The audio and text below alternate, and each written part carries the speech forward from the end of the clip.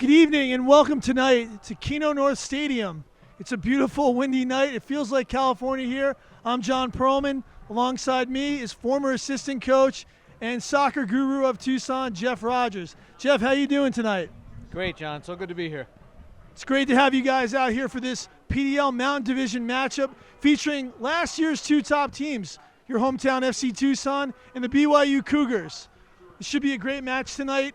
A lot of expectations here for FC Tucson. Top of the table again, BYU coming off a tough afternoon loss to Albuquerque, Seoul 2-1 when their game was rained out for the day before, so there might be some heavy legs here. But BYU usually travels with a lot of players, and there should be, I think, a wide-open game tonight. Jeff, what are your thoughts? Seeing BYU in the past as an assistant with Coach Shantz, what are you expecting tonight?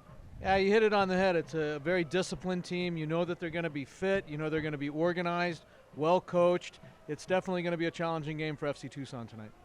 So to go through the starting lineups real quick for you tonight, FC Tucson will have Dallas J in goal. Left back will be Austin Ledbetter. Center back Sebastian Pineda. Returning to the lineup, Devontae DuBose. And Caleb Scott will fill out as the right back. Felipe De Silva will be again filling in for Mateus Miranda as your defensive midfielder. Alongside him will be Ozzy Ramos. And number 10, PDL Player of the Week, Team of the Week, Luis Martinez. Up top, you're going to have the number 9 is Pedro Espindola. And as your left forward, Majed Osman. And he will be joined by Brandon Zambrano on the right. So we're about to kick off here. And I'm telling you, this crowd keeps growing each and every game. The field looks fantastic. I think we're in for a great game tonight. Oh, there's no question. The field looks beautiful. It's a beautiful night. Everybody should be out here. And we're having, and it's kicked off. Ramos controls. Pineda.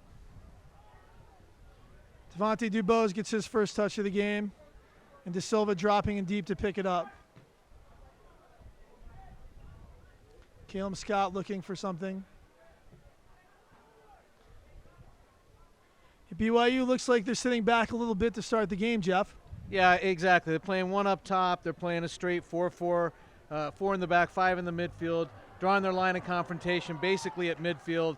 So I think FC Tucson's just going to have to be very patient. And that was a good early ball to test that back line, and a good intervention there by goalkeeper number 00, Brandon Ottman, to clear that out. Ball back to Devontae DuBose looking for Felipe De Silva. It'll be interesting to see if FC Tucson chooses to play through Felipe. He was struggling on a couple of his touches last game, but really gives them a great solid ball winner right there in the middle of the park. And there you see it again, that great range of passing from Ozzy Ramos. Finds Spindola, who plays a great ball to Caleb Scott. Scott looking to get to the end line. Oh, and a quick intervention. And again, that's really what you want to see from Ozzy Ramos. 2 touches, he looks up, making a quick decision and finding the player to the side.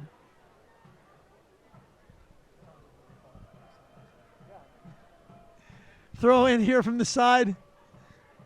Finds a Spindola. Spindola looking to turn, and that's one easily.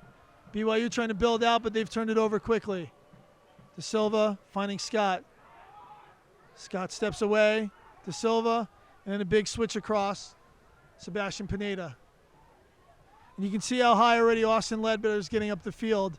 I think Rick Shantz will be looking to push those outside backs high. Oh, that's exactly right. This is the blueprint for success tonight. Let the center backs possess, try and draw them out, and then those long switches to the outside players with outside backs getting around them. And the ball is swung wide to Sebastian Pineda, taking a very wide and high position. FC Tucson, you can tell, is definitely going for the 3 points tonight. They're not going to hold back here at home. Ledbetter probes, looks, drops it back again, finds Osman. And the interchange between Osman and Ledbetter should be very prevalent tonight. All these outside backs are very comfortable attacking, and Rick will be looking for those overlapping runs. Early ball into Spindola, and that's easily handled. Again, FC Tucson's challenge is to be patient, isn't it, Jeff Rogers? Yeah, it is a challenge. I mean, you can only make so many passes before you feel like you've got to go forward. But you just have to wait for that right moment, and that's what experienced players do. So we'll see how FC Tucson does with it. And we just saw the first touch from Luis Martinez, and if FC Tucson is going to be successful tonight, they're going to have to get him on the ball. He's shown a great penchant for finding the open spaces, the gaps between the lines, and he's certainly a player that's going to make a difference tonight if FC Tucson is going to be successful. BYU looking to get out of their own end for the first time. And De Silva tries to win it, and it's back. BYU left back looking to play forward, but to no avail. And switch back out through Pineda. It's Jerry Dearden playing the left back, it looks like. Oh, I'm sorry, number 13 is playing the left back. Junior Lardy, Jerry Dearden is the left center back. Give us some time to get these BYU names right. We only get them about a half hour before the game. So we'll do our best to let you know what's happening on both sides of the ball. Pineda looking to switch through De Silva.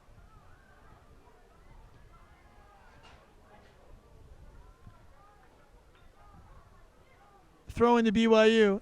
And the movement again up top for FC Tucson is slow in the start. You'd like to see a little bit more from Espindola on that when he's the target player there. Yeah, the issue is that the back four for BYU is playing very flat, very compact. They're not giving a lot of space, and it does lull your forwards and your outside players into a false sense of that they shouldn't have to move, but they're the key to opening all the spaces up. FC Tucson has it's a good move by Osman there to split the defenders, but loses it. One back brilliantly by Ramos. And there's Martinez, and that's what he can do so very well. It's a great run from Espindola. Early shot and saved. But the simplicity of Ramos, knowing who his talisman is, finding Luis Martinez early is going to be key, and you can see the quality he has on that final pass. Absolutely, and again, the key to that whole play developing was that Espindola made the run into the space behind the defense, not trying to get the ball in front of them where they want you. As long as FC Tucson can get those runs, they're going to be successful. And that's why this lineup before, or these players are quick, and they're expected to make darting runs across the face and behind. They don't want to see this back four of BYU get too comfortable sitting in that easy, tight, compact position. When players start interchanging is when FC Tucson's going to have their success. And Pineda is able to walk across midfield undeterred. And this looks like BYU is playing for 1 point tonight, or they're waiting for FC Tucson to commit too many players and counter. But it's been one-way traffic so far, Jeff Rogers. Yeah, you're hitting it on the head. And again, BYU is a very disciplined team. They're very mature for the PDL. You know, they have players that are in their mid-20s instead of early 20s. So they know how to play a game that's going to be slow, waiting for their moment, and that's going to take a lot of patience. Again, Pineda finding the ball and finds a wide open Majed Osman. And I like the exchange there, but poor touch from Osman. Back to Ramos, and Ramos takes one step, looks. Ramos holding, looking to change the point again. And there it was. The simplicity went away and looking to counter, early ball in. And this could be dangerous to Jace Green, but De Silva, the center back playing defensive mid, does a good job to slow down the traffic. BYU probing here on the right side, on Scott's side. Reverse back here to number 7. Garrett G, a veteran for the BYU team. And back out to the middle. BYU, again, doesn't seem like Green's a run behind you guy. It seems like he's a hold-up guy, and if BYU is going to be able to be successful in the attack, G's going to have to join him, and Vasconcelos is going to have to be a little bit more pinched in to help. Early foul from Espindola, probably unnecessary there. I don't think that Junior Lardy was going anywhere dangerous, but the foul was made anywhere. Jeff, talk a little bit about the challenge that the wind's going to present tonight to both these teams. Well, the wind is cutting across the field, so I don't know if it's going to affect shots on goal as much as it is switching the point of attack. So when players are switching the ball from left to right, the ball's definitely going to get held up, and vice versa. When you're trying to go the other direction, it's going to run out of bounds. So they're going to have to measure their passes appropriately. So again, you can see here, and this happens a lot where Osman is, switching with Martinez, and that's very normal. Martinez loves to press. He's got mild, and it's just a good little attack here for BYU. Caleb Scott looking for Dallas Jane, decides the more judicious route is to play it out of bounds. So BYU looks like they're going to test Caleb Scott and see what resolve he has on this side. Espindola, is going to have to help here with the defending. It's got to be a little bit better than that. Good little move here, and cleared away. Good step there by Ozzy Ramos. And Rick Shantz has got to be a little frustrated. He's sitting there very calmly, but I know what he wanted was a quick start out of the gate, and that's not what he's gotten here. 8 minutes into the match, and it looks like FC Tucson really doesn't have that home energy right now. Good early ball there from G, and that's left wanting. Goal kick for Dallas J. And this is really the challenge. FC Tucson does not really have the size up top. They don't have a hold-up player like O'Dane Sinclair, so it's got to be from small combination play, doesn't it, Rogers? Yeah, that's exactly right. And again, it comes back to that patience. You know, earlier Ramos turned the ball over in the midfield. That's what started the counterattack. They've just got to be very, very patient, make sure that their passes are on. You don't have to penetrate every time. Again, Pineda, and they're happy to let Pineda and Dubose have the ball, BYU. And again, as Jeff has pointed out twice, BYU is not going to get caught in a foot race here with us. They're going to sit in. As long as it's 0-0, they're not going to open up. And that's why it's so important for these type of runs. Great run there. And a great little touch. Can Scott find him early? He does. Espindola turns. Early shot.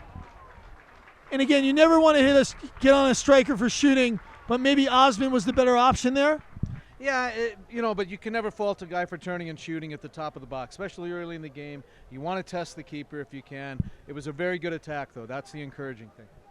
And again, just that little bit of movement from Martinez and Espindola and Caleb Scott getting forward, and that looks a little bit better from FC Tucson. Goal kick. That's a poor first touch there from Garrett G. And Espindola decides to give the fans a temporary souvenir. That's a great flick, and G's got some space here. But Scott runs him down. Scott's so quick on the recovery. His athleticism is certainly a real benefit to Rick Shantz in that right back position. He's a player that can get up and down the field. And how important is that when you're trying to attack a team that's leaving 8-9 players back, Jeff? Yeah, again, that's the whole key to this. Is spaces are going to be on the outside flanks. So if you've got some outside backs that have that speed and can get around, you're going to be successful. Jacob Miles with a good service, and that's blocked out for an early corner kick.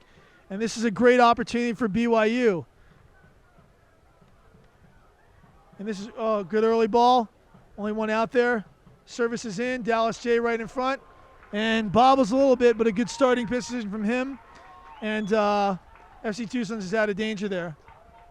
And it's a great early punt. Looking for Martinez. And intelligently, the BYU player heads it out early. And Zambrano gets on the ball for the first time this game. It's great to see them. This is where you want Martinez. Isolated, looking, probing, drawing one or two players. And it's a great little ball in. Osmond, great little turn. Osmond! Oh! Excellent save. And that left peg of Osmond looking to find the upper corner, but he forces a good save out of Brandon Ottman. Yeah, he just lost his footing right when he went to strike it, so slipped a little bit and didn't get all of it. And it's great to see Brandon Zambrano on the ball. FC Tucson's leading scorer with 2 goals and an assist. Zambrano is a quiet assassin. You think he's not involved in the game, and that's when he's most dangerous. And a good win by Scott there over G. G looking for a foul that's... And maybe the referee saw a head injury. It looked like a pretty clean challenge there. It'll be interesting to see what the call is. But, of course, you want to err on the side of caution with head injuries and concussions. And there's so much being told about that. But G is up fine. Looks like he's made a mountain out of this one. It'll be interesting to see if the drop ball gets played back to FC Tucson or what's going to happen here.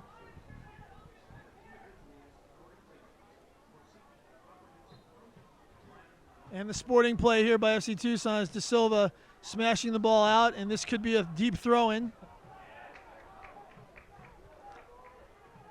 And not sure that was the thought there, but hey, all's fair in soccer. So it looks like Brandon Zambrano and Espindola are going to press this. And the sporting gestures made. They're going to allow them build from the back here, and I think it's the right decision. How about you, Jeff? Yeah, absolutely. But, you know, they are starting deep in their end, so this is an opportunity for FC Tucson to maybe win a ball in midfield. Ball's pinged to the outside wide. Pineda looking to shield there. And Green gets it, and this is big trouble. And a great little block there by Devontae DeBose as Sebastian Pineda did not do well with that play. No, that was a bad defensive mistake by Pineda. He went for the win out wide, completely missed the ball, and that left him in on the goal by himself. At that point, if you think things are going bad there, you might be considering what would be called a professional foul. But that was a 2v1 blended into a 2v2. But DeBose took away that passing lane and did a great job. And I'm sure Sebastian will give him a pat on the back when halftime comes. Scott on the throw-in. Looking for Zambrano. One over Zambrano, but Espindola controls. And you can see the skill from Espindola. And Caleb Scott's been simple. And the simplicity is really what's going to allow them to be successful here and not allow BYU to get back in their shape. When FC Tucson's shifting the ball, that's going to be really key. And Osmond finds those little gaps, but one away. I like that position Osmond's coming off the back four that want to stand still, don't you, Jeff? Yeah, he's coming from the outside and then finding a little gap more in the central position, and I think he's going to find a lot of balls in there. And through ball played. The right forward there was in offsides position, so he doesn't chase, and Dallas J controls. 0-0 here at Kino North Stadium, 14 minutes in to a Mountain West Division battle here between BYU, the Cougars, traveling here from Provo by way of Albuquerque, losing last night and looking to come away with a point. And it's a great early ball, and Luis Martinez gets there. And Martinez is just so active. You can find him deep, picking the ball up from the defensive back four. You can find him making runs behind, and that's why he is truly such a dynamic number 10.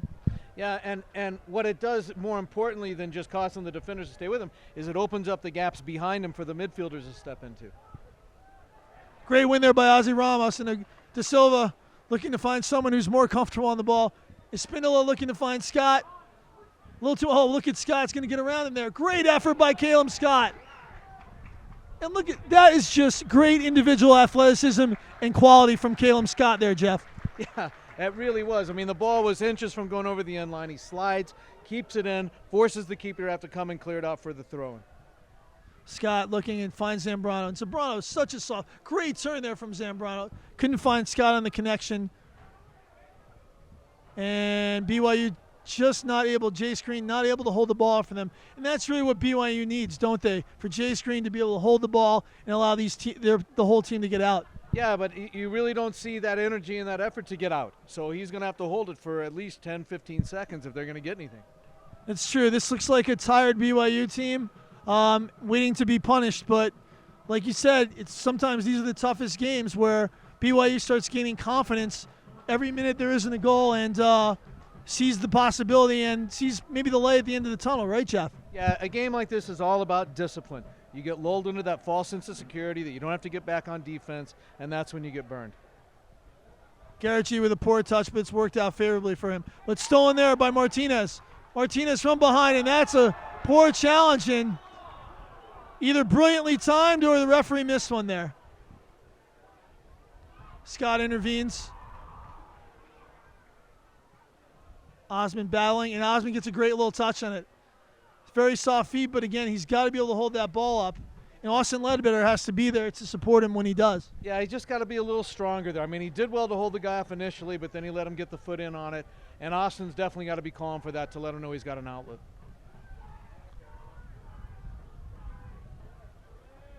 Ledbetter backing up at the instructions of the center referee.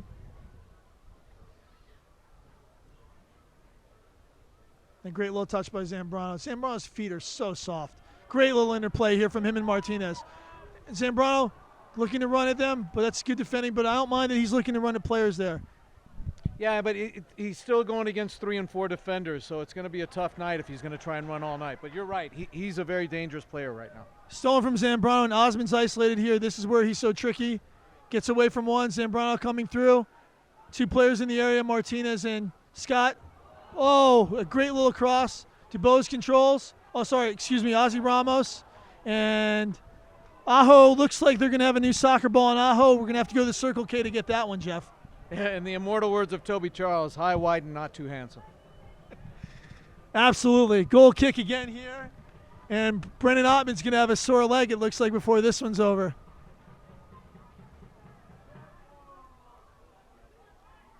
Ramos looking to win and does so. And Zambrano's got to pick up that second ball. He needs that energy. Ramos does a good job to win that in front, but there's no reason that FC Tucson shouldn't be picking up that second ball win. Yeah, and again, that comes back to the discipline of getting back defensively, making sure you're goal side, and winning all those second balls. You're absolutely right.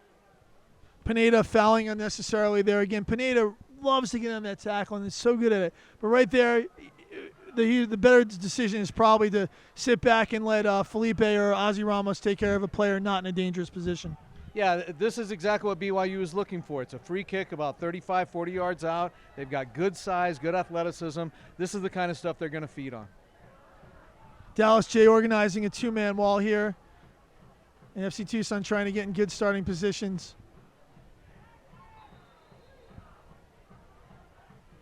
Good early ball. It's a great ball. Could not find his target, but a good service. And, those set pieces could really be the way out for BYU and a way to an unsuspecting 3 points. Yeah, that's right. I think that's what their blueprint tonight is. They're going to sit back, try and counter, but look for these set piece opportunities, long throw-ins, corner kicks, and free kicks inside the half.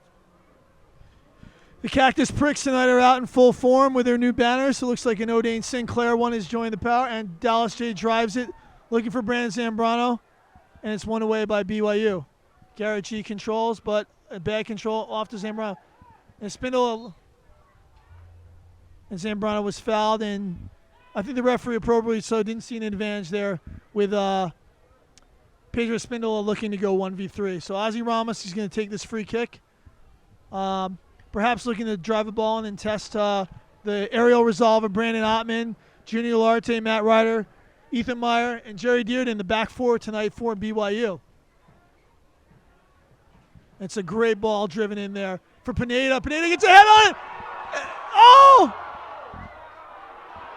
Somehow that ball does not cross the end line in what was a fantastic header back. Osmond probing still, cross blocked.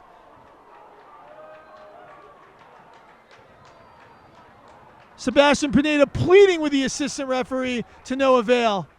And how does the Spindola not finish that one, Jeff Rogers? That's a great question. It was a great service, headed back across the goal. The goalkeeper was completely beat. He comes in on the far post. He's just going to tap it in. I think it hit the keeper, then went off the post, came back into the middle of the goal, and was cleared out somehow. Unbelievable. Yellow card. We'll have to see who that's given to. It looks like it's the right back, and I believe that may be... I can't see. We'll have to get you that card later. But yellow card there against BYU for abusing Brandon Zambrano, who's been very tricky in tight spaces. And this is a great opportunity again for FC Tucson. But back to that free kick. Ozzy Ramos, nail on the head, one target. Sebastian Pineda. And Pineda, instead of trying to head it to the near boat, correctly heads it back to Espindola. And that's what you want from your center back target player. Yeah, exactly. And again, because the keeper's coming over to that near post, you're not going to beat him there, but heading it back into the middle of the box, you've got people coming onto it. Martinez bends in. Great little ball. Oh! Great opportunity there. It looks like that was Felipe da Silva heading just over, and I think he was just trying to skim and redirect that, but got too much of his huge noggin on that ball. Goal kick again here for Brandon Ottman, who was maybe luckier than good on the Espindola play, but still is featuring a clean sheet 21 minutes into this ball game. And Da Silva wins, and he's so good in those positions. Osman, Ledbetter overlapping, sees nothing, finds Ramos. Ramos looking to play forward and does so. Great little ball by there. Again, Espindola, a little bit too much, and BYU controls. And you can see BYU's back four is so tight and so compact that really FC Tucson's going to have to take advantage of these wide areas. Isn't that right, Jeff? Yeah, exactly. We've talked about it over and over tonight, but that's where the space is. Great win by Da Silva. Martinez looking forward, plays a beautifully weighted pass to Pedro Espindola. Espindola trying to get around and does so. And Espindola showing some of his Neymar-like skills, and he's not going to get that call. Last game, we said it was a little bit of the boy who cried wolf. He was fouled badly last game on one play, but the play previous, he made a mountain out of a shirt tug. And the center referee's none too impressed here with Martinez or Espindola's antics. Well, but I tell you what, the BYU defenders look a little bit clumsy right now, and that might end up being a factor later on. Osmond probing, and that ball's a little bit flat there, taken away easily. as De Silva is getting a little bit further forward out of his comfort zone. Finds his position again. BYU looking to switch the point of attack. Playing outside through Junior Larate again. And Garrett G., who's one of their better attacking players, looking to get involved in this game, and does so. Devontae DeBose with a great intervention and passes brilliantly out of that to Brandon Zambrano. Zambrano looking to play, finds Martinez. And you're not going to do better for speed on the right side of FC Tucson's defense than Devontae DeBose and Caleb Scott. Yeah, the athleticism really is apparent.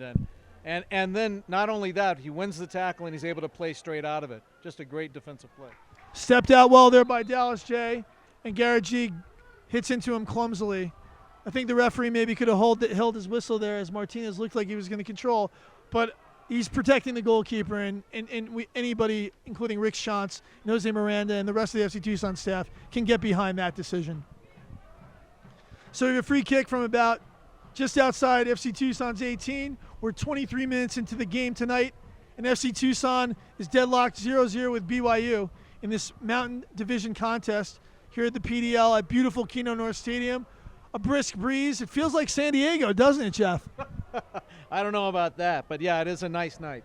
Good early ball into Spindola, unable to hold it up, and this is a poor clearance directly to Zambrano, who makes a good touch, and somehow BYU gets out of this situation. Looking to lock in there and one again.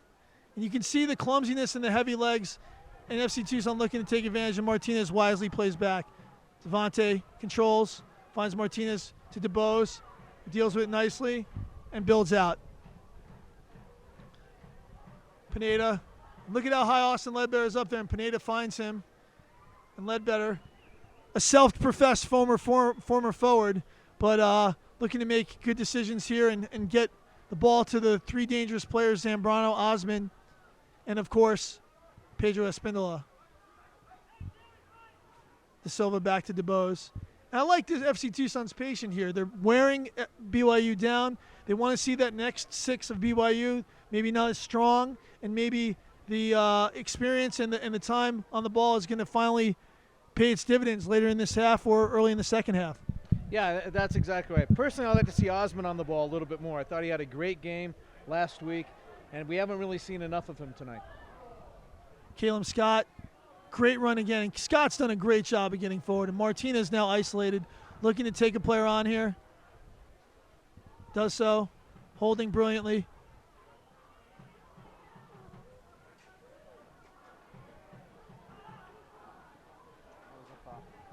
That looks like a foul to me. What about you, Jeff? Yeah, there's no question. He was clipped from behind just as he was trying to play the ball back, but the linesman didn't see it and the referee didn't see it.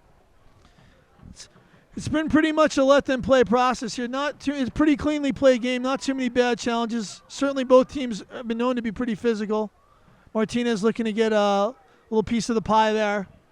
BYU, again, just struggling to build out of the back here and managed to do so, finally switching to the right back position.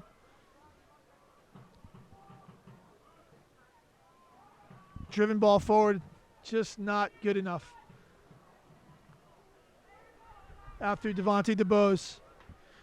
The former Virginia Tech man hooks up Brandon Zambrano with the Portland Pilot driving forward.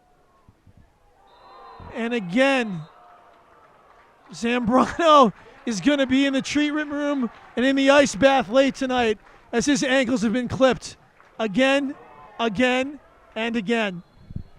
Yeah, and again, these BYU defenders look clumsy on just about every challenge. I think as this game goes on, you're going to see more cards, and there's definitely going to be opportunities for penalty kicks and things around the box.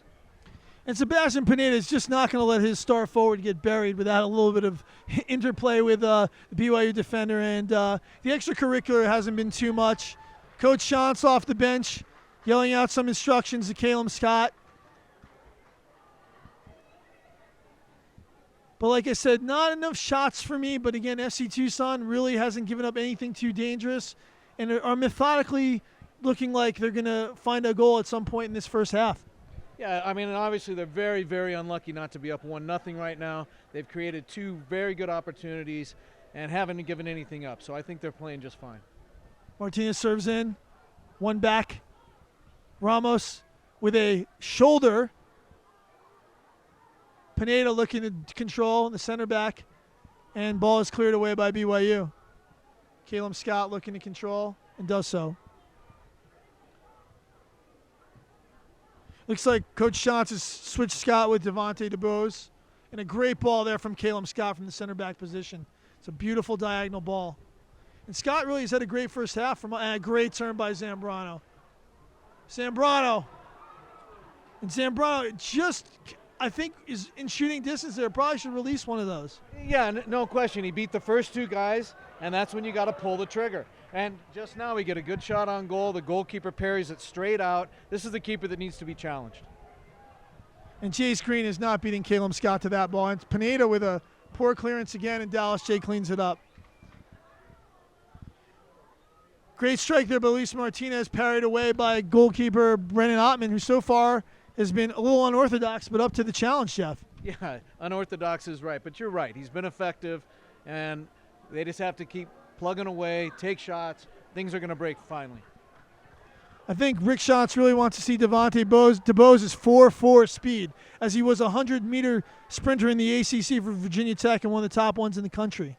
And Espindola looking to drive down and get FC Tucson a corner kick, and he does so. Yeah. Great run there by Espindola. Yeah, great run. Very, very direct, very aggressive, forces the defender to go down and play the ball over for the corner kick. Just a good play overall. FC Tucson really, I know Coach Shantz would love to get that monkey off the back here to get that first goal, and because I think things could really open up for FC Tucson should they get that here in the 30th minute. Yeah, that's exactly right. If you can get an early goal, it's going to force BYU to come out of their shell. Martinez not able to beat the first defender on that corner. Ramos finds the ball. Brilliant ball in. Oh, Espindola with a poor touch, and he can't get onto that, and he's certainly disappointed. I really like that Ramos and Martinez are able to find the forwards. They've done a very good job in the 8 and 10 positions. There's really not a lot to complain about here except the final moment, and I think it's coming, Jeff. Yeah, that was a little unlucky. Got the ball at the top of the box, just missed his touch, let it run over. But you're right, they're finding nice gaps around the seams of the defenders, around the top of the box, and they're going to find success there. Ball cleared away here, and won again by De Silva, and that's right in De Silva's wheelhouse. And Osmond getting on the ball again. We'd like to see more of Osmond as well. He's been a little bit ineffective on that left side, and Zambrano has really carried the day for this group. Zambrano, quick feet again, looking to probe. Ledbetter trying to stay on side, but join the attack here. Oh, there's a cross that turned into a shot. Not a great ball there. And Ledbetter's got to wait till he gets some numbers in the box because you're crossing a ball to a 5'5" Luis Martinez, and that's not going to get it done, is it, Jeff? No. This is a game about combinations around the box. Like you said, using your speed on the outside, but you're not going to beat those tall defenders on crosses like that. Handball, great challenge by De Silva, and basically we can say that it's been a non-existent midfield for BYU in the first half. Good early ball out wide there. This is where you love Zambrano. This is where he's really dangerous. Great early, and that's the kind of cross you want to see. That driven low ball, that serves Espindola, it serves Osmond well, and it serves Martinez well. I don't know if that was a header by Espindola there that just went over, but that was a good ball in. Yeah, and like you said, he got behind the defense, served a nice low-driven ball, came onto it, tried to flick it by the keeper, but just went over the top. It looks like Rick Shantz is going with the early sub, perhaps. Clemens, and for me, if something's happening here, it's probably going to be Osmond, because Osmond's looked a little bit lethargic, but surprising to see a sub this early in the first half.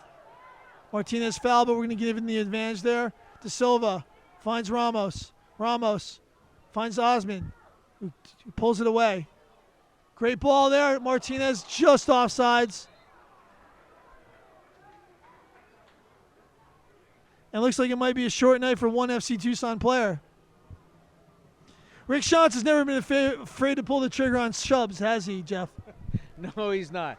I mean, Rick definitely expects a lot out of the guys, and if they're not showing him what he wants to see, you're right. He's going to get them out of there.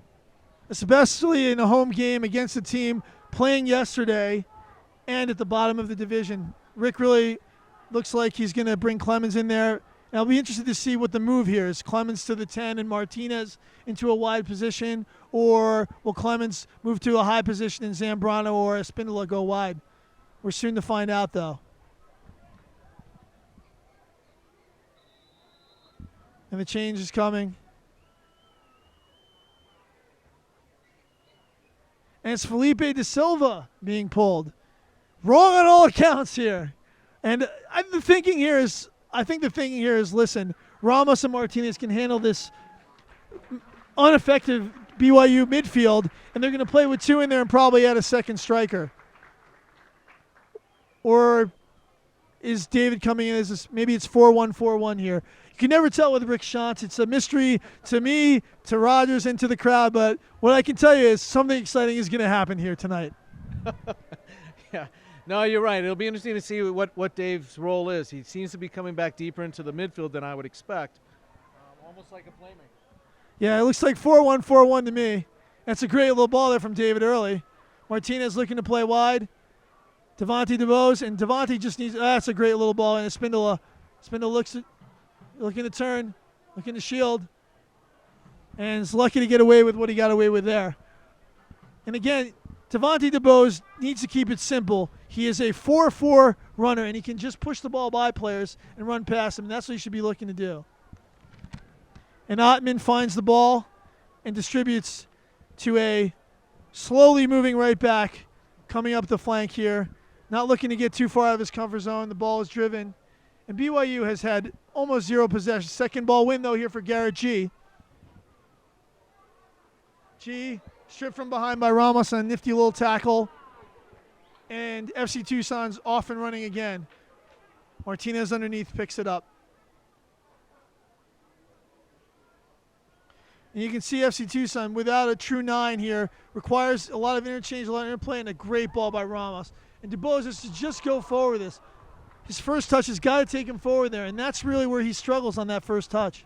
Yeah, you're exactly right. I mean, you're patient to try and open something like that up, and your first touch has to be a little bit cleaner.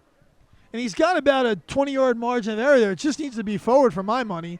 And that's, again, Ozzie Ramos showing great range of passing with that left foot. That ball was on the money into a tight space, and DeBose has to do better with that. Back to Garrett G. G probing, looking to switch. Out through the left back there. And the right back drives it directly to Sebastian Pineda, and Austin Ledbetter controls and plays an ill-advised ball in the air to Luis Martinez.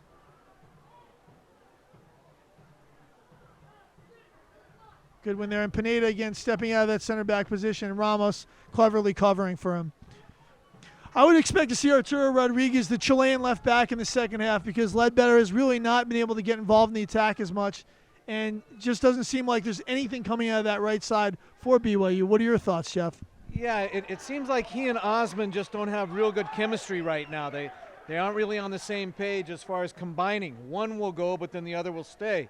And what you need is some chemistry there where they're playing with each other. Good little piece of interplay there.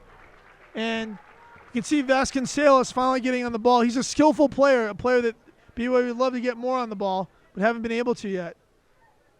And Martinez steps in there, pressing. Spindola. Green holding it, and finds Majed Osman.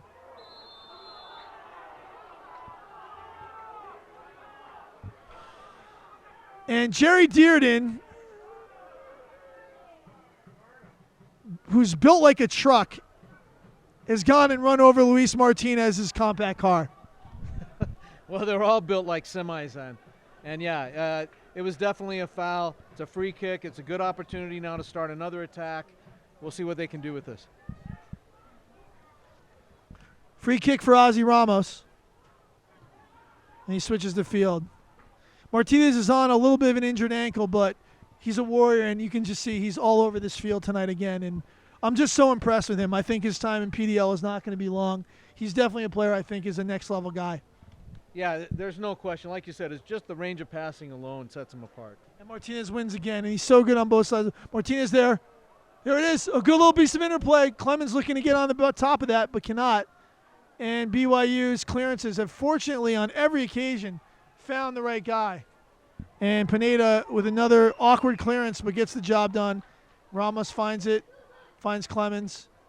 Clemens looking to probe, finds a Spindola. Spindola shielding, spins out, gives it away though, and wins it back. Josh Hunter finds Jace Green. Devontae DeBose having his way with Pedro Vasconcelos so far this half. The speed of FC Tucson's back. BYU is really going to look for a dead ball here. They just don't seem to have the kind of danger or dynamic. Oh, it's a great ball through. And again, it's Martinez testing this defense at every turn. DeBose again stepping in. Such great recovery speed, allowing him to get forward. BYU looking for the quick counter, and it's snuffed out quickly. Osman coming underneath now. There's all kinds of different movement for FC Tucson, and Osman trying to play the role of deeper playmaker. And I like it. I really like the interchange. Great ball there from David Clemens. Zambrano just a little bit too far, but I like the ball. They're looking to press here. Clemens is pushing up.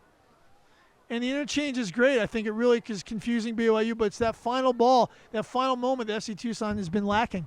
Yeah, that's exactly right. And you're right. Clemens coming in has given him a little different look, a little different dynamic. A lot more penetrating runs are being made. The attack just looks a little more fluid right now. And BYU very happy to get out of this half 0-0. We're in the 40th minute. No score here at Kino North Stadium in Tucson, Arizona. BYU facing FC Tucson. And Martinez is everywhere. He's just everywhere. He's involved in tackles, winning the ball.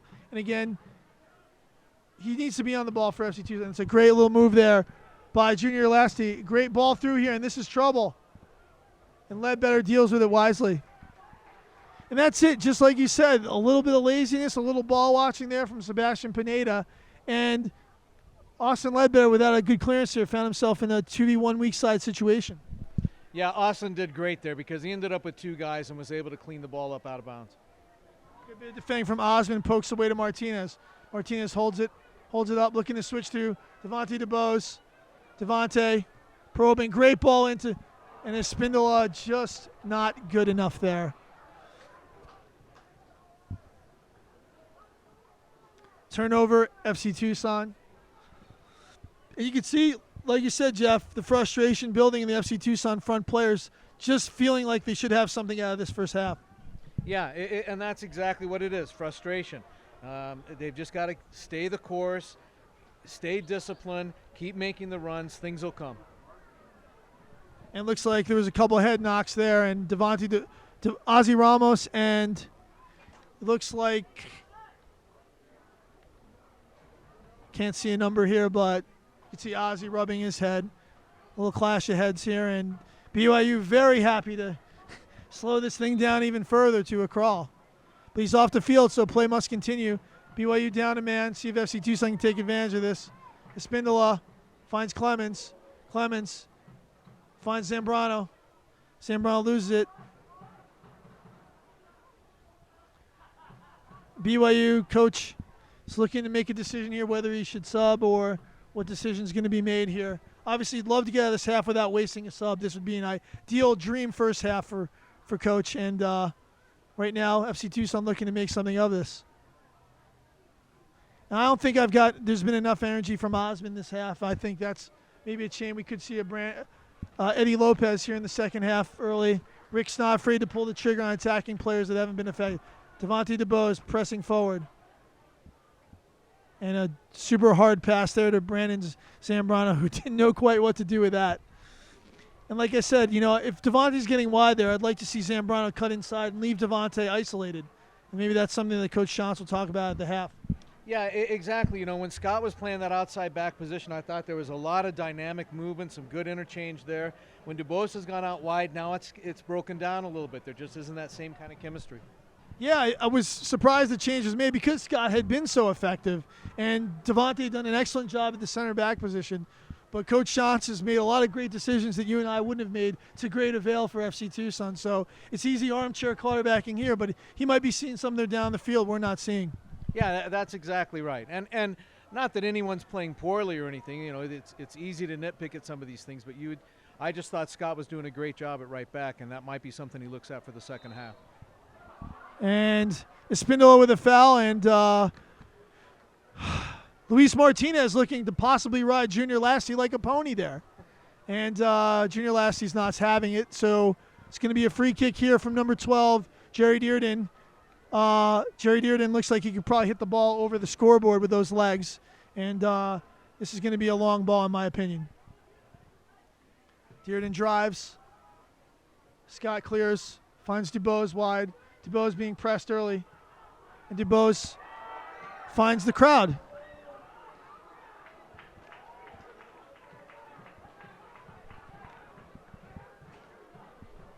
Vasconcelos shooting, and an easy deal for Dallas J, who's probably been falling asleep back there, is happy to get a touch to keep himself involved in this match. Ramos turns. Martinez checking in. Clemens looking to run deep. Ramos finds Clemens in a nice position. Clemens dummies. And FC Tucson seems like they're complicating it a bit. It just needs to be short passing and simplicity. Yeah, exactly. I mean, that was page 1, chapter 1. The defender was able to read that dummy. In the second half, the changes possible you have for FC Tucson. Still O'Dane Sinclair. You'll remember his bicycle last year against BYU. You got Nestor Jaramillo, the left forward, and a bunch of other attacking options. Clemens finds Martinez. Martinez with a poor first touch. Clemens led him a bit too much there. And DuBose finds some space. And just Devontae's passing has just not been what Rick Shantz is going to want in this half. It's been a frustrating last 10 or 12 minutes for FC Tucson, and just not being able to get any danger since the near goal. And BYU coach is going to be ecstatic going to half, feeling like they still have a chance to maybe steal 3 points or definitely get a point out of this match. Yeah, that's right. You know, and ironically, I don't think Rick's going to be all that disappointed either. I mean, they should be up 1-0. It's been a solid half, but you're right. The quality's just got to be a little bit better, especially in that attacking third, if they're going to break down that BYU defense. Referee, don't know how much injury time there'll be. Maybe 1-2 minutes here maximum for me. We're now into injury time in the first half here at Kino North Stadium, Tucson, Arizona. The hometown FC Tucson, top of the division, find themselves deadlocked in a 0-0 matchup with the Brigham Young University Cougars. Ledbetter not liking any of the runs. And the crowd has really been lulled to a sleep here, for lack of a better term. It's a good-sized crowd here tonight, and they're looking for something to happen here, maybe in the waning minutes of this half. Espindola turns, finds Clemens, finds DuBose. DuBose to Clemens. Clemens, great ball into Espindola. Espindola, a little bit of skill. And as the final corner kick, this could be the last play of the half. FC Tucson looking to make the most of it here. Scott pushing up, Pineda pushing up, Ledbetter pushing into a locking out position. BYU bringing back the entire core. And Martinez is going to have to beat the first defender here, and does so with a great ball. Cleared away, and that's it. Halftime here at Kino North Stadium. FC Tucson 0, BYU 0. This is John Perlman here with Jeff Rogers. And we'll see you guys in about 15 minutes.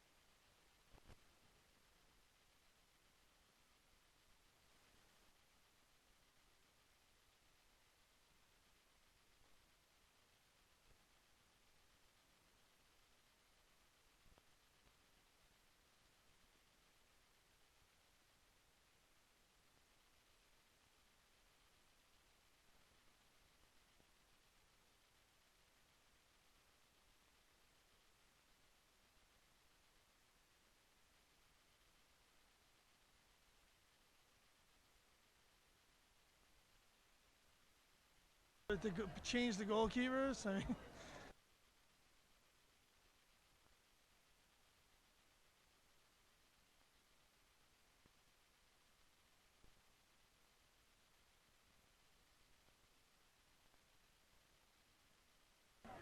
we're live. We're live. Welcome back to Kino North Stadium. I'm here alongside Jeff Rogers, former FC Tucson coach, and I'm John Perlman. And we are looking at the second half here of a 0-0 game between the Cougars of Brigham Young University and your hometown FC Tucson. Second half, Jeff, what are we going to expect here? A couple changes. Edgar Reyna in it right back. Keegan Rogers in goal. What do we have to look forward to? Well, I'm actually really surprised by those subs. I thought that everything was going pretty well. I mean, I understand that you want to change the right back up, but when Scott was out there, I thought that's when they were at their most dynamic. And Dallas had a very solid half, so I'm a little surprised by these things. And again, Nestor Jaramillo is moved into the wide position here. It looks like it might be a 4-4-2 change in formation here. It looks like Rick is going with two strikers. Shantz is notorious for changing formations mid-game. And oftentimes a great effect, and that's a good early effort there. Cleared away, and BYU controls. Ramos closes. That's the first penetrating run we've seen in a while. Oh, it's a bad touch. Jaramillo finds Spindola, who gives it away immediately.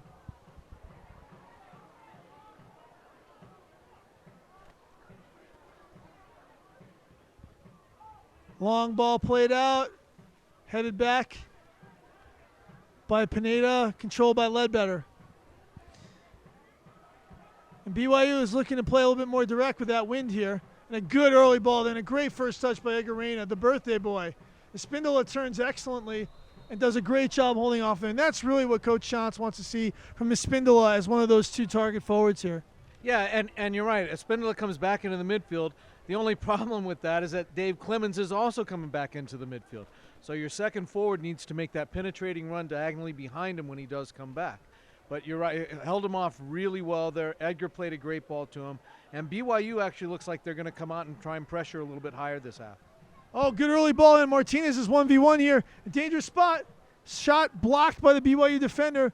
Martinez challenges and manages to get just enough on it. And unfortunately, FC Tucson able to retain possession. Ozzy Ramos coming across to no avail. And it looks like Junior Larty, the left back, is coming out to throw it in. And he's been a busy man this game. And BYU is really looking to lock it down here and maybe come out of here with 1 or 3 points. Ramos heads down well to Martinez. Martinez controls and is just buried. The clean challenge.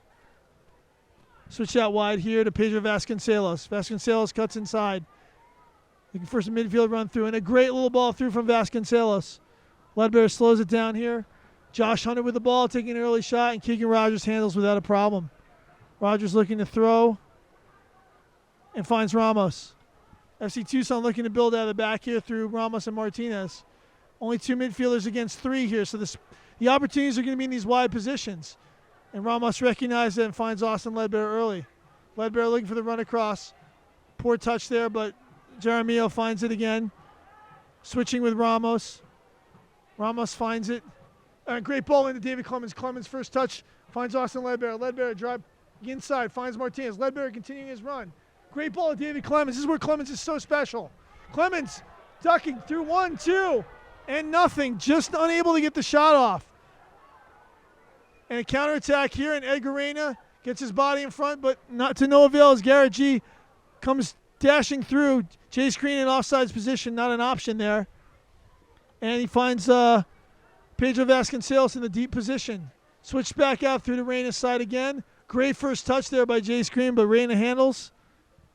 Tries to knock it off him. And does so successfully. And a good bit of defending there by Edgar Reyna. Yeah, Edgar did really well there. Had to track him down all the way into the corner, played it off of him, got the throw in. The FC Tucson veteran's been part of this team in all of its incarnations. Oh, that's a dangerous touch. And nobody's buying that. bit of land or that bridge in Brooklyn. And the ball's played out again through Ledbetter. Martinez comes underneath to pick it up. And a good switch there through Ramos. Ramos plays Reyna in front, and Reyna's going to carry here. Exchange run. Great run there by David Clemens. Ken Zambrano getting that ball. Oh, yeah, Jeremio trying to get in there, trying to nick in, but that was a good idea there from David Clemens. Yeah, David Clemens made a great checked back into the midfield and then ran diagonally into the corner and got the ball behind the defense. And a nightmare's averted there, as well handled by Keegan Rogers, and a good ball in here from Edgar Reyna. And it's been a rocky little bit of play here in both sides in the back. Oh, and Martinez unable to get on the back of that ball. Ramos, professional foul there. Probably a good decision. Ramos letting Vasconcelos know what he thought of that movement. And Vasconcelos, again, sorry, that's Josh Hunter. My apologies. Josh Hunter, again, showing a little bit more initiative this half in dribbling and penetrating through the midfield. Yeah, I think he's been by far their most active player. He's tried to make penetrating runs at times. He's a real workhorse for their midfield. He's done a nice job for them. And Junior Laertes can take this ball, serve it in. Bounces apologetically, and just poor communication from Caleb Scott and from Sebastian Pineda. And it's been an interesting start to this half again. You know, Rick Shantz rolling the dice here, making some changes in the back that had been pretty steady throughout that first half. And it finds itself on the wrong side of a corner kick here. It's a well-bent in ball. Good parry away there by Keegan Rogers, well handled. And a good ball out there. And Espindola looking to get by. And that's intelligently cleared there into the concession stand by a dashing center back there. That looks like that was number 14, Matt Ryder.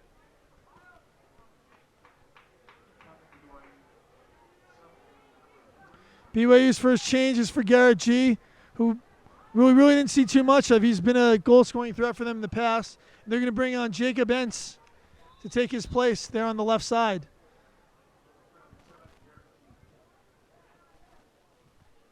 Jeremio, great little touch there to Spinola, and a good block. A great tackle there by number 8, Jacob Miles. And listen, maybe the play hasn't been spectacular from BYU, but they've done enough, and they've certainly, like we thought they might, gained confidence as the minutes have ticked off here, and feeling like maybe they can come out of Tucson, you know, with something which has been something the teams have not been able to do in recent history. Yeah, and that's why they're such a tough team to play against. They're very disciplined, again, organized, well coached. They know exactly how to play in these types of environments.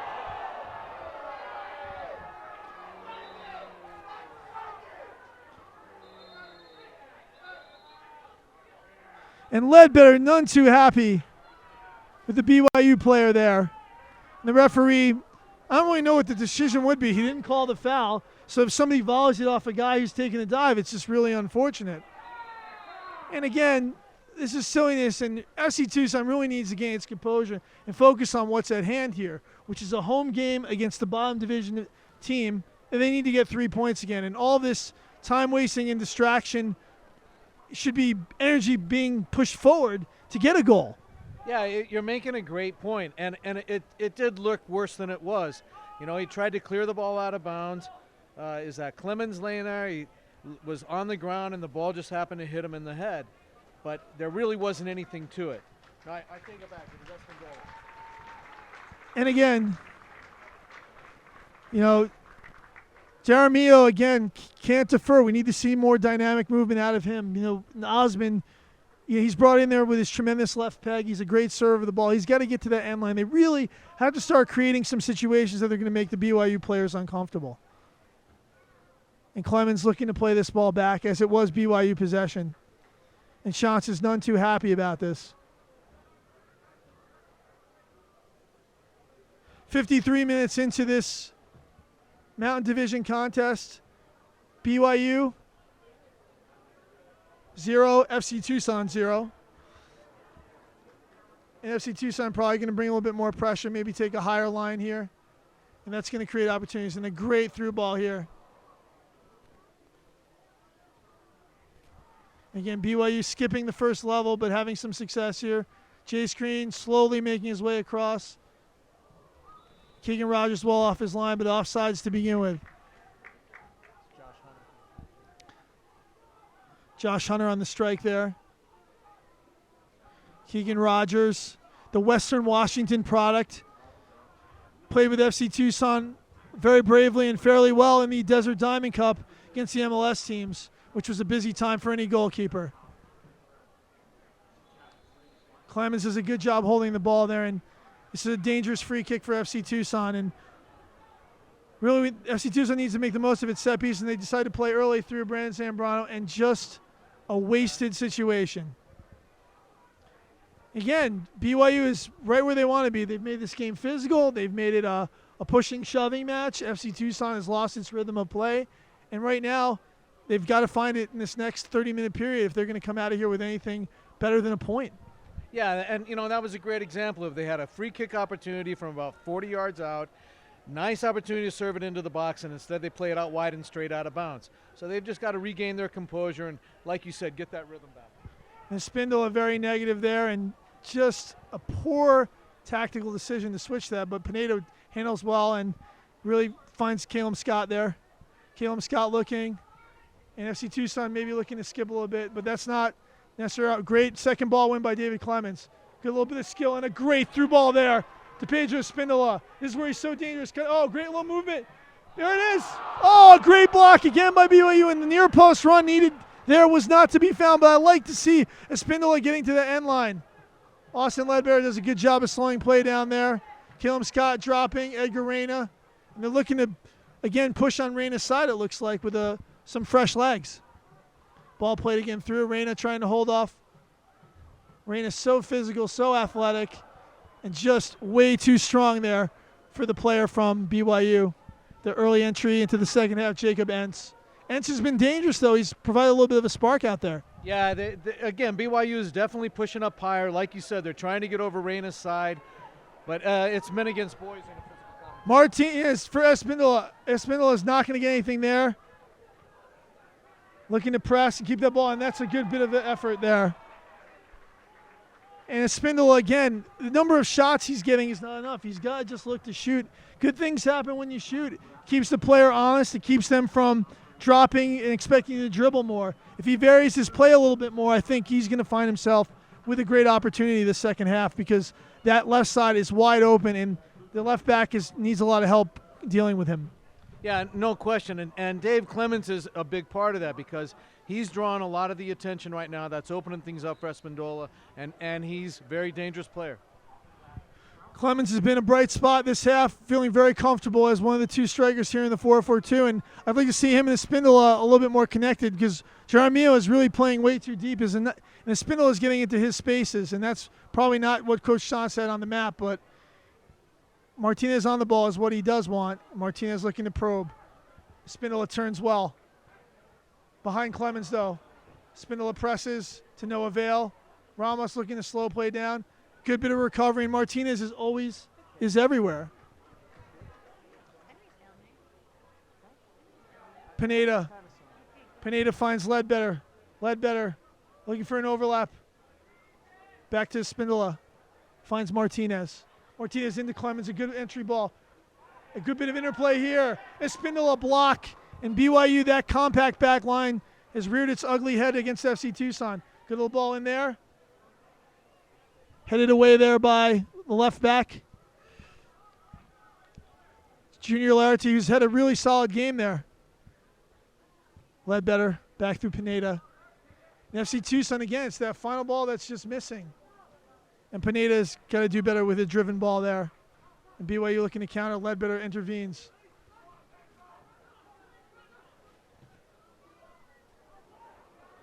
Jay Screen. Offsides, but let's be honest, Caleb Scott had that pretty well dealt with.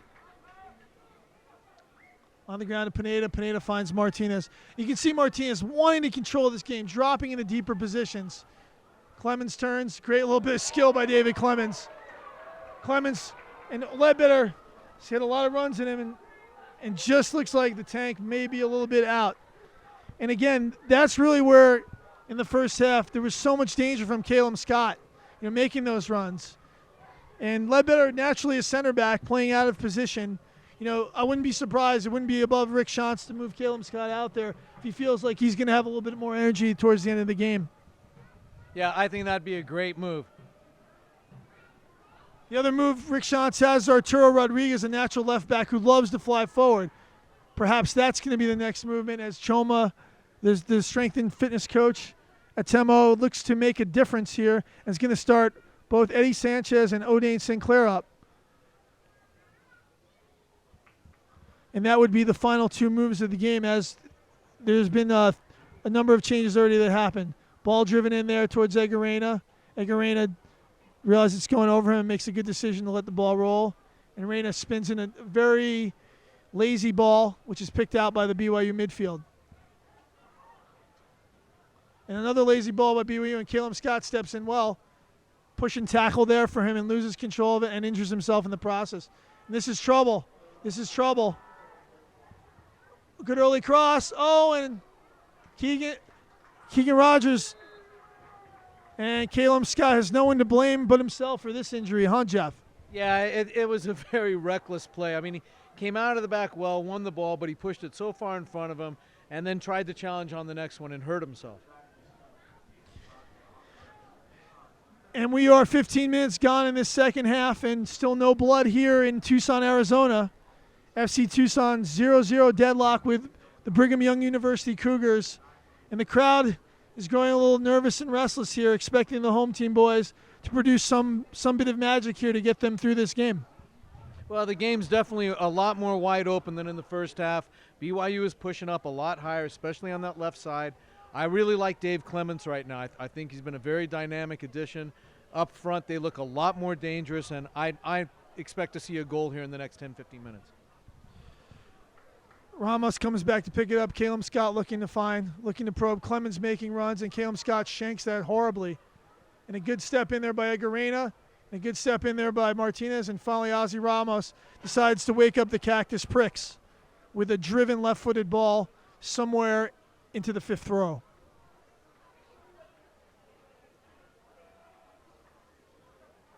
Jay Screen with a great bit of interplay here, and this is a good early ball.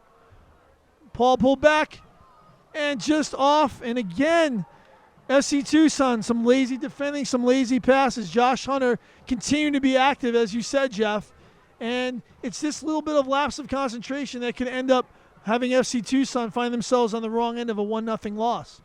Yeah, Edgar Reyna's got his hands full right now with Jacob Bentz. Almost every attack for them has come over that side. They're getting behind Edgar. He's going to have to stay home a little bit more. Ball into Pedro Espindola. Espindola looking to turn and gives it away cheaply, and Jay Screen would love to get in more 50-50 challenges with that, and that's a dangerous challenge by Ozzy Ramos. But BYU picks clear.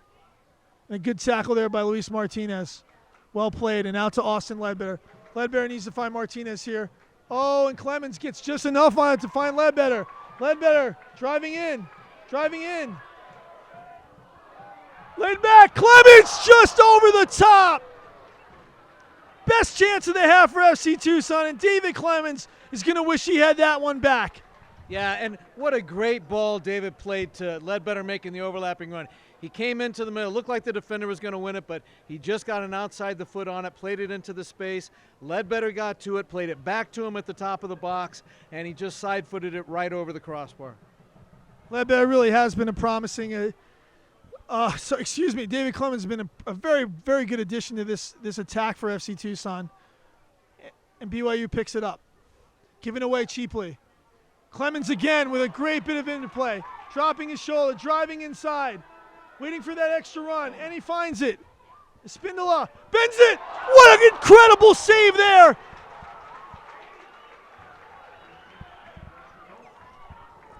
Brandon Ottman up to the task. A fantastic bit of goalkeeping. And I don't know how Espindola could have done better there, Jeff. No, and again, that was all David Clemens. Beat his man on the right side, brought 4 defenders to him, slipped it over to Espindola. He cut inside and bent the ball beautifully. It was going into the side netting, and the keeper caught the left hand on it. Great bit of defending there, Espindola.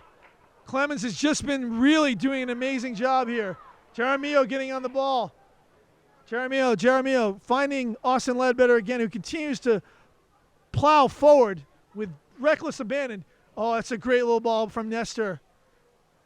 Finds Brandon Zambrano, who's been almost invisible this second half on the right side here. Ball switched through Ramos, and a poor ball from Edgar Reyna there. He's got to lead Ramos into the attack. Pineda finds it, looking to pick it up is Luis Martinez, and BYU looking to play with 9 back. What a great little ball here. Zambrano just offsides. And a great idea there from Luis Martinez. And you can see BYU is really, really starting to pack the back in, as Jose Mourinho often does, park the Chelsea bus. Yeah, they're definitely back on their heels, but it's because FC Tucson is forcing the issue now. They're getting a lot more penetrating runs. You've got 2 players up front. Your players on the outside are making dynamic runs in behind the defense, and it's really taking its toll on the BYU defense. And again, it looks like there's some kind of cramping or injury, or not sure what's happening here. But we'll take this time to go through some of the reads that I missed in the first half.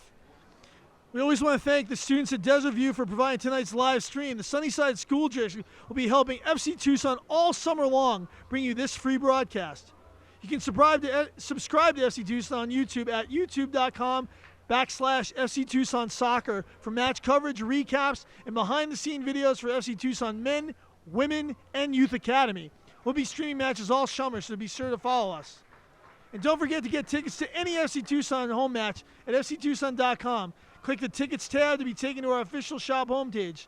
The next match will be Saturday, May 30th against the Las Vegas Mobsters. You can make any occasion a fun special occasion with the FC Tucson Soccer Cage, available to rent for birthday parties, graduations, team parties, corporate events, and more. Contact info@fctucson.com or call 520-331-1115 for more information. And it looks like the injured individual is number 10 there, Pedro Vasconcelos, and don't know what's happened there. Maybe he stepped wrong. I don't know if this is a cramp or it's a bit early for the time stalling tactic, so we're going to assume that this is a legitimate piece of discomfort here, Jeff. Well, yeah, I don't really understand it. He's been laying on the field now for almost 5 minutes. Nobody touched him. He just went down. Let's get him off the field, deal with him on the side, let the game go on. And Chris Murphy providing all of our great trainers some advice, and I think the advice he's giving the kid is to get off the field there. So here we go. This summer, let your child train like a pro and feel like a pro by signing them up for FC Tucson soccer camps. Your coaches at a world-class facility will honor. What am I reading here? This read is terrible. Let's start again. Your child will hone their soccer skills training with certified coaches at a world-class facility where the Major League Soccer preseason in Tucson is held. You can register by going to fctucson.com and click the camps tab. And if any of you are able to do that after that read, I would be shocked. But let's not forget that the FC Tucson women are hosting Phoenix Del Sol in their home opener right here at Kino North Stadium on June 6th. Head to fctucson.com, scroll over the women's tab, and click schedule to purchase your seats now. So this is an indirect kick coming from the hero of the game tonight for the BYU Cougars, Brendan Ottman. And let's be honest, he's had a tremendous game, Jeff. Oh, there's no question. He's the reason that this game is 0-0. If there was any justice, it would be 2-0. But he's been up to the... And that's a great ball. That's on sides there, and Espindola just can't quite find it. I like the early idea by Ozzy Ramos, and that's the first long ball he's had that's been anything but accurate. It looks like Ariel Chavez has come on for the injured Vasconcelos, and this is another defender, and it looks like BYU coach has one thing and one thing in mind: get the 1 point and get back to Provo. Early clearance by BYU, straight to Keegan Rogers, who looks to distribute out through Sebastian Pineda. And Martinez still moving all over the field, checking in, checking out. Jaramillo finding the ball, the left-sided midfielder out of Wofford University, one of their star players, making his debut for FC Tucson tonight. and showing a lot of skill, but hasn't gotten the ball as much probably as Coach Shantz would like. Yeah, and I'll just keep going back to Dave Clements too. His energy right now is so high. He's been so dynamic. It's a real joy watching.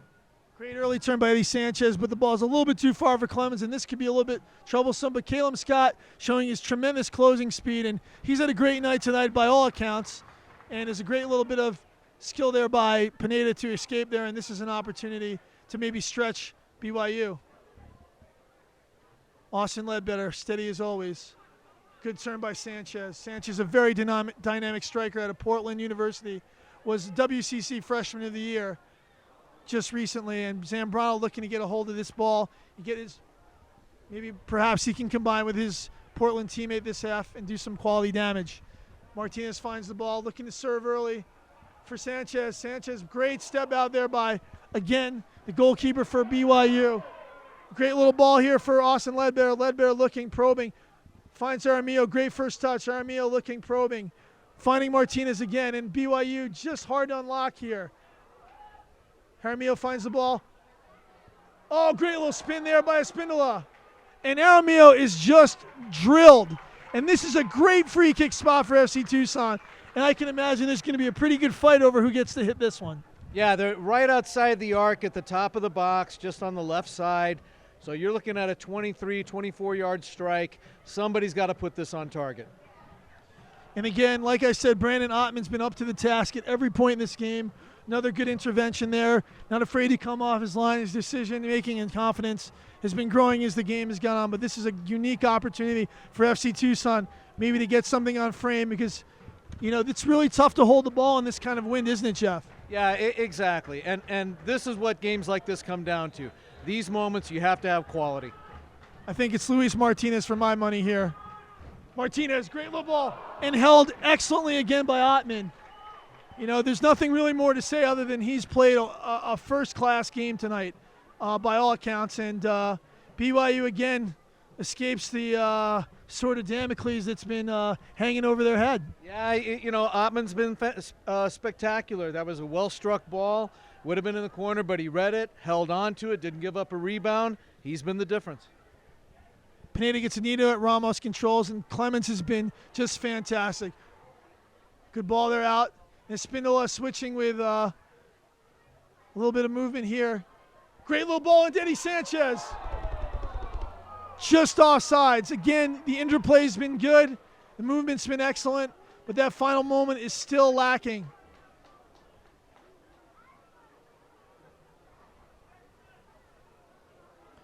So you have right now for FC Tucson, Clemens and Espindola up top. Jaramillo on the position in the left side. Sanchez looks like he's underneath. Espindola finds it, lays it off brilliantly for the BYU player. But it's stolen back by FC Tucson. Ramos controls. Nice little great little touch by Sanchez. Great early ball here.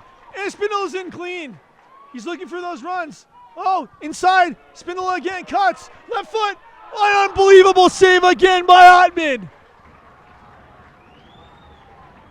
If this thing ends 0-0, Pedro Espindola is going to be seeing visions of a red, black, and white striped jerseyed Brendan Ottman in his nightmares, huh, Jeff Rogers? That was probably the best save of the game. He cut inside, he was screened by defenders, struck it beautifully to the low near post, and somehow he got down and saved it for a corner kick. Corner kick for FC Tucson. Oh, and a great little touch there.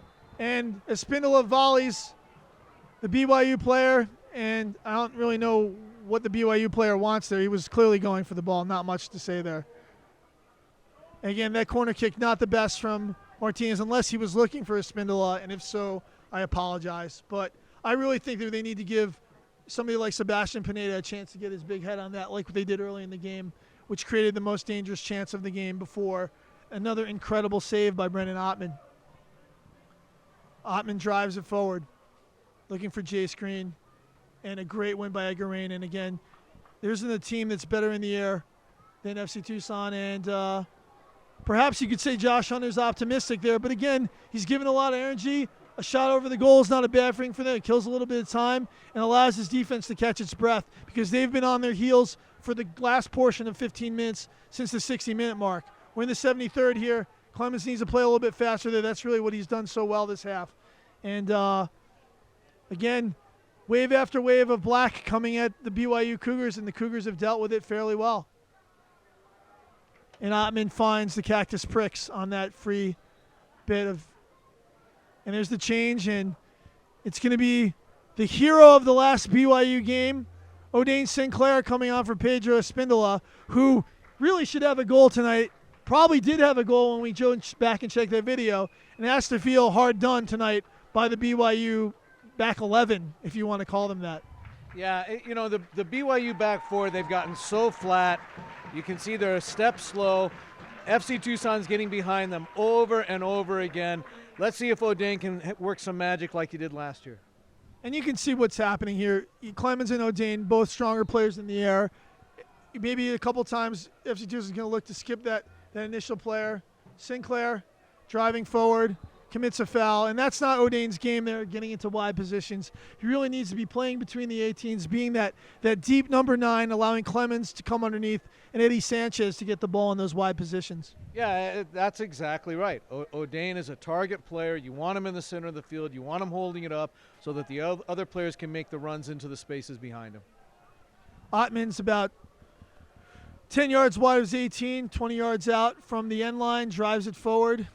And Reyna, of course, loves that ball. That's his forte, aerial play, timing of headers, both on the attack and on the defense, and the ball is played through to Sinclair. Sinclair gets a touch. Oh, and this is going to be an interesting decision here. Yellow card, and O'Dane Sinclair was off to the races there. Obviously, O'Dane is more of maybe a trotter horse than a thoroughbred, but nonetheless, a good bit of individual endeavor there. And Ozzy Ramos has shown he can ping a dangerous ball from this area. And obviously, O'Dane Sinclair and Sebastian Pineda have got to be the targets on this ball.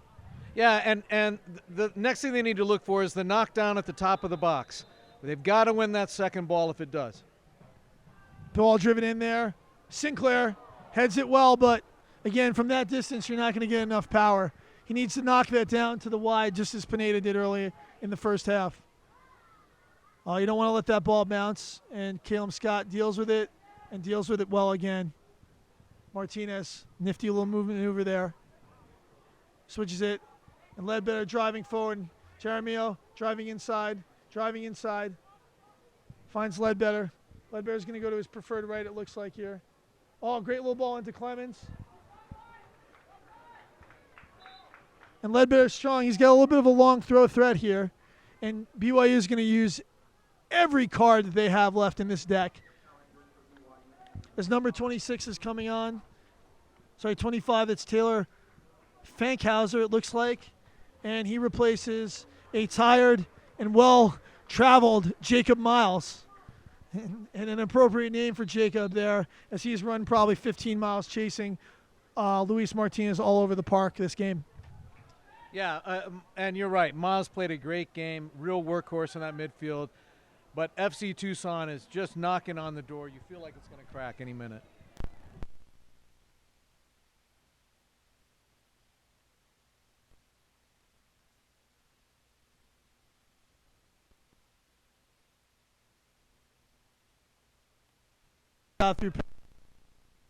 Many dangerous chances for BYU all this game. No great saves have had to be made.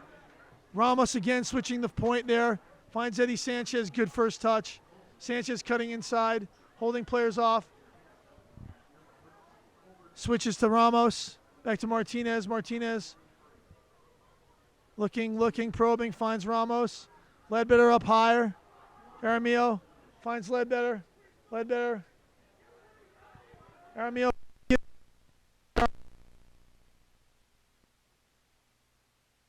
Ramos again. O'Dane.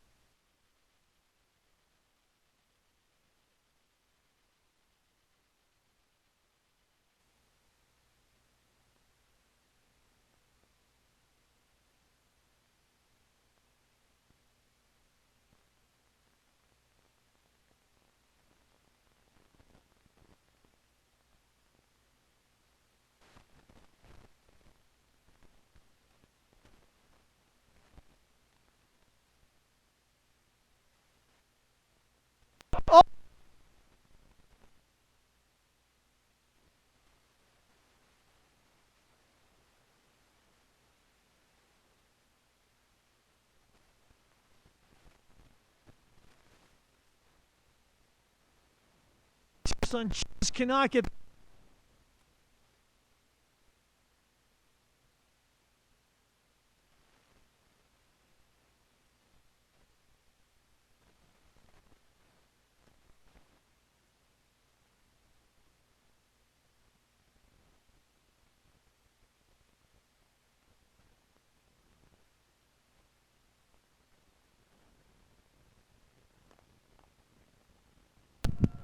Ten minutes left in the game here, and BYU looking to maybe against the run of play against Caleb Scott here. Caleb Scott, and it's a corner kick, and this is all it takes, right? These nerve-wracking moments for Coach Shantz and the FC Tucson bench as these harmless-looking balls turn into set pieces, which turn into dangerous opportunities. And O'Dane Sinclair probably needs to find himself somewhere in this box here and winning this ball out.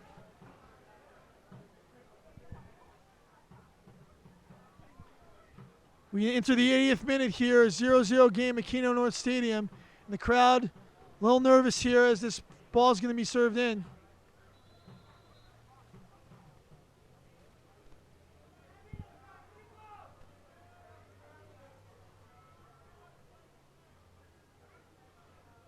The referee using the stop, or I'll say stop again method of refereeing the game. And the corner kick and ball served in again. It's a dangerous ball. Austin Ledbetter gets his head on it, but the second ball is directly to, and a great little touch there, and a poor touch by O'Dane Sinclair.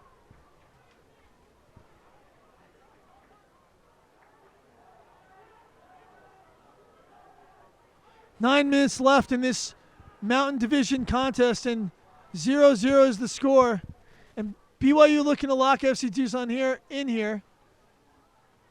And headed away. Luis Martinez looking to saying, "Come on, guys, let's pick up the pace of play here." Jeremio looking to find some space. Good little touch into O'Dane Sinclair. Sinclair finds Martinez, who finds Ramos. Great little interplay there. What a great ball. Reyna with a great first touch. Driving it into the middle. David Clemens feeling like he's been pulled down, but I didn't see too much there. Martinez, again, skillfully manipulating the ball. No call. Martinez spins, finds Ozzy Ramos, and Ozzy Ramos has played some great balls, and it's just that final ball has been lacking here. Martinez turns brilliantly on a dime. Great ball out to Egarena. Can the runners get in the box? They can. Just cleared away. And BYU desperately on the back foot here. Caleb Scott dealing with a very strong Jace Green, who's pressing him at every turn. Scott finds Keegan Rogers, and Rogers handles well the play to Sebastian Pineda. I really think it's just been a great game from Ramos and Martinez. Ramos in the six has been wonderful. Martinez has done everything but put the ball in the back of the net, huh, Jeff? Yeah, and Martinez has all of a sudden turned into just a real dynamic player in the attack. Oh, and then O'Dane Sinclair on the unnecessary foul. That was such a great ball by David Clemens. I just think Odie's trying to get across the face. He's trying to make something happen. You know, he's a big guy, and maybe the BYU player goes down there a little bitty too easily. But, again, we've gotten in those games. We've done a great job. Rick's come out of Rick Shantz has had them attacking the wide positions as they should. Just where's the goal? Who's going to be the one to tap this ball in? Yeah, and I'm looking to O'Dane and to David Clemens to finish this game off. And Brandon Ottman with his leg just falling tired, and good touch there by Edgar Rain, and a good little touch out, but a little bit too much pace on that. Ozzy Ramos looks to control, brings it down nicely. And Ramos switches the field beautifully, and he's done it all game long. And Austin Ledbetter has been steady as they go at left back. The performances have not been poor. The final third movement's been decent. Just where is that last good moment? And a great decision there by Martinez. BYU has been stretched at every turn. FC Tucson has just got to find that last moment of inspiration. Jeremio, good little ball there. Ledbetter's isolated there. Back to Martinez. Great little ball into Sanchez. Sanchez looking to turn. Oh, he had the right ball and the right run and just too much weight on that pass, huh, Jeff? Yeah, and again, David Clemens found that little seam in behind him. He was there, but he knew he was going to be offside if he made the run too early, and he just got frozen. It was very unlucky. We're down to the final 6 minutes of regulation here. 84th minute, 0-0 at Kino North Stadium. FC Tucson deadlock with Brigham Young University. 3 points for the Mountain Division at stake here. And a poor clearance there by Dane Sinclair looks to and just cannot hold the ball up. FC Tucson looking to press. Know this ball is going 30, 40 yards out. Pineda looking to get his leg in front. Probably does Jace Green a favor, and that's a great little ball in. Rogers well off his line, though. Rogers maybe get a little touch in the head. Sanchez just clobbered.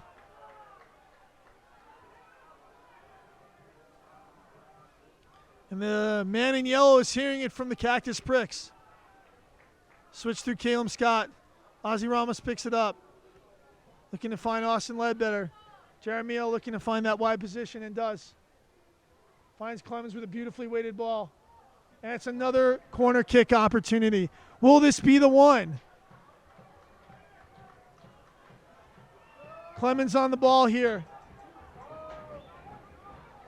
Jeremiah maybe looking for a 2v1 here.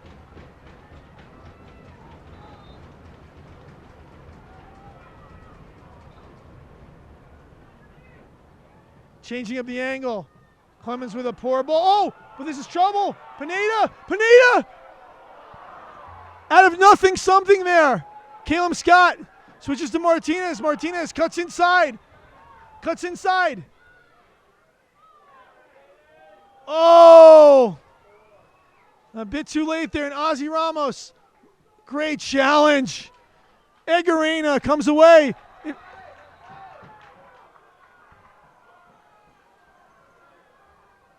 And at some point, you wonder if it's just not meant to be, Jeff. Well, you see a lot of games like this, and you've just got to believe that it's going to come. I mean, they're knocking on the door. It's one shot after another. Either the keeper's making the save or defender's getting a toe on it.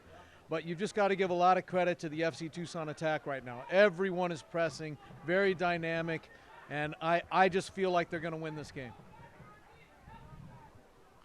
Reyna limping, but not wanting to delay play anymore.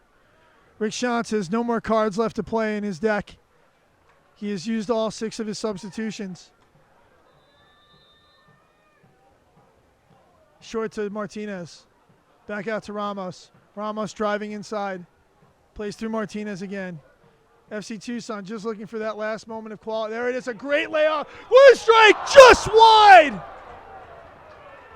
And the interplay's been there. The intelligence has been there. The creativity's been there. The goal is the only thing that hasn't. Yeah, you got to love Martinez right now. Gets the ball deep in the midfield, plays a 1-2 at the top of the box, and absolutely rips it with his right foot, inches by the post. Moving into the 88th minute here, and Brendan Ottman is certain to be the goalkeeper of the week for PDL if he comes away with this opportunity. And Reyna, and now it's 2v2 here. Early strike, and that's where it falls apart. And Reyna gingerly on that injured ankle, just maybe could have made a big mistake there, but FC Tucson comes away unscathed. Out through Martinez. Martinez looking to stretch the game. Great little ball by Clemens. Poor touch there by Ledbetter. But again, FC Tucson has given the ball away almost never tonight in the second half. It hasn't been a poor performance. It's just been an unlucky performance. Except for Sinclair. He has not been able to hold the ball up the way he's expected to. Great little switch there. Is this trouble? Reyna. Looking for a birthday goal, and it was almost there. It was a great bit of switch. Just unlucky. Yeah, I think he got thrown off by the defender. It went up. He thought he was going to head it, and he hesitated on his run. If he had just kept going, the ball went over his head. He would have been right on it with his right foot. And great little step in there by Pineda. Sinclair looking to challenge here. Great win by Sinclair. Can Clemens get a hold of it? He can. Through Sinclair. Ball falls back to his streaking Eddie Sanchez.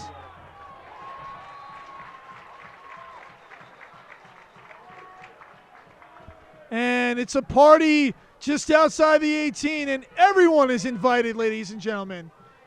Eddie Sanchez looking for the contact there, did a very good job of cutting in towards the defender, but it was clearly a foul.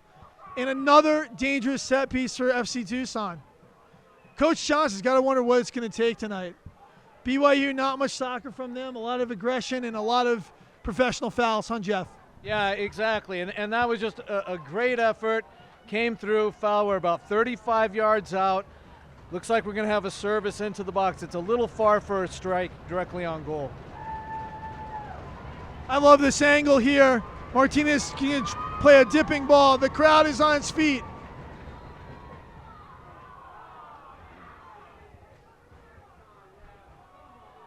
And Austin Ledbetter, his judgment has to be better there. He has to let the play develop. I mean, there's no reason. They're on their back heels. They've got to make a clearance. And to commit a silly foul because you're angry is just. And again, the injury time, 2 minutes, it's not even possible.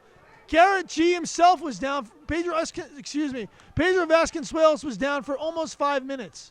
And this is the same thing that happened in the Chula Vista game. And Rick Shantz is livid. And O'Dane Sinclair turns there. This is not his forte, but he really wants to make something happen. Driving in, trying to get a corner kick here. And a good early throw-in. And just not enough. 2 minutes of extra time is what's been spit out. And Jeff Rogers, how is that possible? I have no idea. You hit it on the head. He laid on there on the field for a good 4 to 5 minutes. At a minimum, you've got to have that.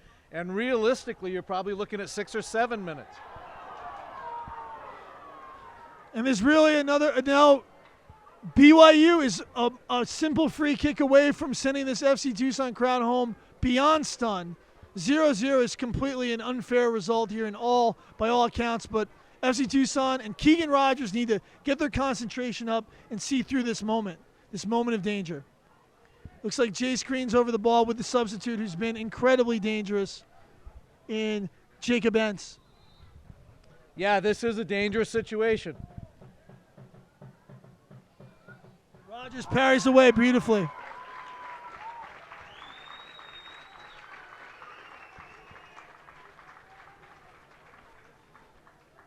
And BYU very happy to saunter over here, pleased with the. Again, it's hard to make me speechless, Jeff, but I am speechless on the 2 minutes of injury time. I don't think that is possible, John. Well, again, FC Tucson still has an opportunity, and they can pull this game out.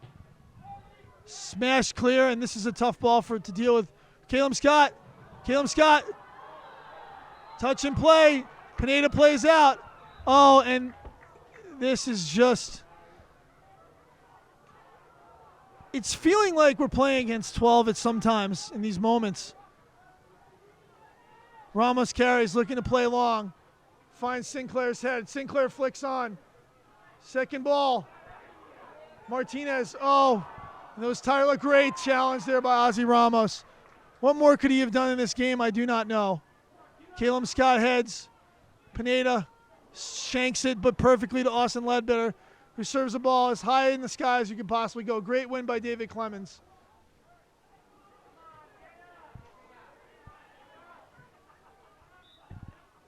And again, the Tucson faithful here not feeling much sympathy for Ozzy Ramos, who's been stalwart as the number 6 tonight.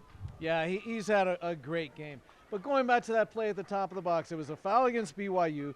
They put the ball down for a quick free kick, maybe a foot away from where the foul called, and the referee brings the ball back, delaying it, not allowing the counterattack to develop.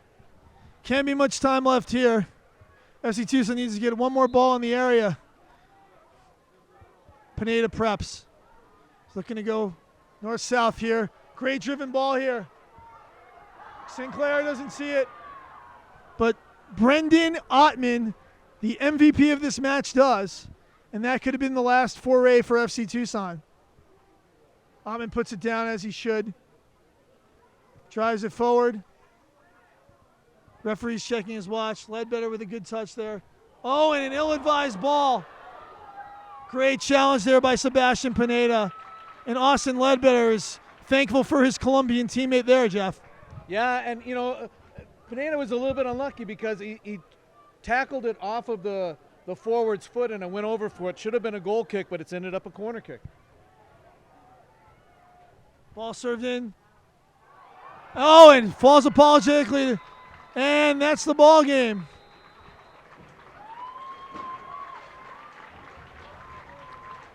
Well, Jeff, we had everything, thrills and spills, chills as well, but no goals tonight. And our final score here at Kino North Stadium in Tucson, Arizona. The visiting BYU Cougars 0 and the home team FC Tucson 0. And I think disappointment abounds for everyone. Yeah, no question. FC Tucson deserved to win that game at least by 2 or 3-0. You got to give all the credit in the world to the goalkeeper for BYU, Brandon Ottman. Had a fantastic game, kept him in it the whole time, and that ended up being the difference. Well, come see us next Saturday, May 30th at 7:30 when FC Tucson takes on the Las Vegas Mobsters in another Mountain Division battle. FC Tucson is now 1 win, 0 losses, and 2 draws on the season. BYU moves to 0 wins, 2 losses, and 1 draw. For Jeff Rogers, I'm John Perlman. Thank you for joining us tonight, and we'll see you soon.